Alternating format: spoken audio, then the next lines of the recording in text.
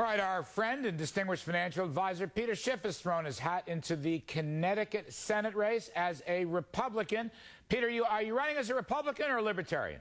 Republican, Larry. All right. Let me ask you, let me just gloss over for a minute the GOP primary.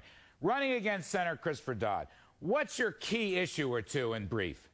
Oh, if I get the nomination and get to run against Dodd, and I know, Larry, you considered this Senate seat yourself, so I guess you can run vicariously through me. I didn't feel a calling, Peter, but I wish you all the best of luck. Yeah, look, I would love to run against Chris Dodd. I mean, I think he's the ideal opponent for me. I think he's the poster boy for the financial crisis. I think he represents everything that's wrong with Washington. And I think it'd be a great matchup. Just, you know, he was completely complacent, you know, when all the crisis, everything was happening, and I was out there warning people about the problems. I think I'd love to have a debate with a guy about why the country is in so much trouble and why the markets are the solution, not more government. Will you promote stuff like, okay, we had Art Lafron before. Are you going to run for a flat tax rate or constitutional amendments on spending and borrowing or things of that nature? Well, first, we are in a real crisis. We've got to get the spending under control. I mean, I would love to cut taxes. I would love to go to a flat tax. I'd love to abolish the income tax. The problem is government is enormous, and we can't cut taxes until we make government smaller. So we need massive spending cuts. Unfortunately, right now, we're doing the opposite. Barack Obama is growing government when we need to shrink it.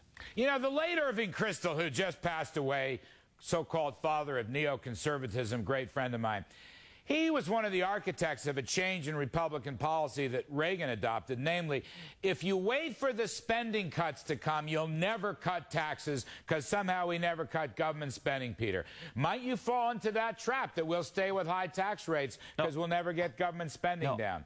The reason I want to go to Washington is I want to make sure we do that. And I also want to reform the Federal Reserve. I mean, we need to restore sound money. We can't keep debasing our currency and, you know, and taxing and printing money. We're going to destroy the economy. And so if someone can't get there and bring this spending under control, we can talk about tax cuts all we want, but no one's going to get a tax cut. Everybody's savings, everybody's wages are going to be robbed by inflation. All right, last one.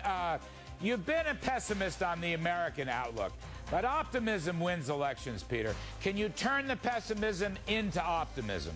I hope so. I mean, you know, there is something to be optimistic about if we can actually bring real change to Washington. If we can unleash the free market and cage government, then there is a reason to be positive. Right now, I don't see that happening. That's why I'm stepping into the ring myself. Indeed. It's as good a reason as any. In fact, it's a better reason than most. Peter Schiff, we want to wish you all the best of luck. I'm not going to make endorsements on this program. I'm not sure anybody much cares. But you can vote for me living in Connecticut. I do vote in the great state of Connecticut, and I do wish you all the luck in the world. Undoubtedly, we will be having other candidates on the program. Coming up, the Fed meets tomorrow and Wednesday. Do they have an exit strategy from future inflation threat?